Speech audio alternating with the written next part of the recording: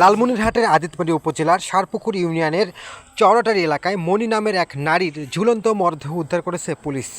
শুক্রবার দুপুরে স্বামী জুলফিকার আলী সামুর বাড়িতে একটি কক্ষে দরজা বন্ধ করে ওড়না পেঁচিয়ে আত্মহত্যা করেন বলে পরিবারের সদস্যরা জানিয়েছেন। স্থানীয়দের ভাষ্য, ঘটনার আগে মেসেঞ্জারে স্বামী জুলফিকার আলীর সঙ্গে কথা হয় মনির। পরে জুলফিকার আলী বাড়িতে ফোন করে তার মাকে দ্রুত মনির কক্ষে যেতে বলেন। পরিবারের সদস্যরা গিয়ে দেখেন কক্ষের দরজা ভিতর থেকে বন্ধ। পরে দরজা ভেঙে ভিতরে ঢুকে মনিকে ঝুলন্ত অবস্থায় দেখতে পান তারা। পরিবারের সদস্যরা দ্রুত ওড়না কেটে তাকে নামিয়ে আনেন, তবে কিছুক্ষণ পর তার মৃত্যু হয়। নিহত মনির স্বামী জুলফিকার আলী বাংলাদেশ রেলওয়েতে কর্মরত। তাদের 5 বছরের বয়সী একটি ছেলে সন্তান রয়েছে। খবর পেয়ে আদিতপুর থানা পুলিশ ঘটনাস্থলে পৌঁছে মরদেহ উদ্ধার করে। ঘরের মধ্যে 8-10 জন লোক আর কি তাকে মালিশ টালিশ করতে হবে, গাও ঠাসা বেশি করতে হবে, কেউ কানে হাওয়া দিতে হবে।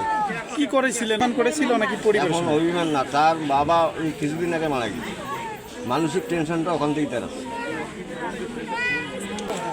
এখান তো পরিবারের মধ্যে কেউ নাই, ওরাই একটাই ছেলে আর বউ একটা, মেয়ে বিয়ে দেওয়া শেষই।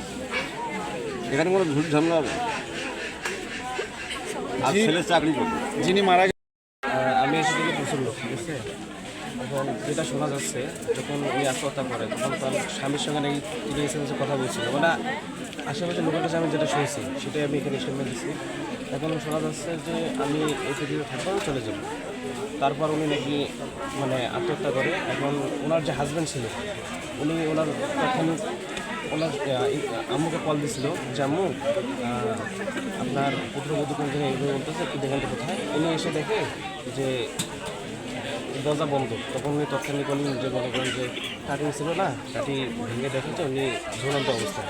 পরে উনি টাটি ভাঙার ভেতর দিয়ে ঢুকিয়ে পরে তৎক্ষণিক হলেন যে মনে করেন যে কাপড় দিয়ে বাঁধা ছিল, কাপড়টা কাটি ফেলে পরে বাঁচানো যান। সাথে সাথে কি কাপড় দিয়ে বাঁধা ছিল? কাপড় ওনা ছিল, ওনা। তার নিজস্ব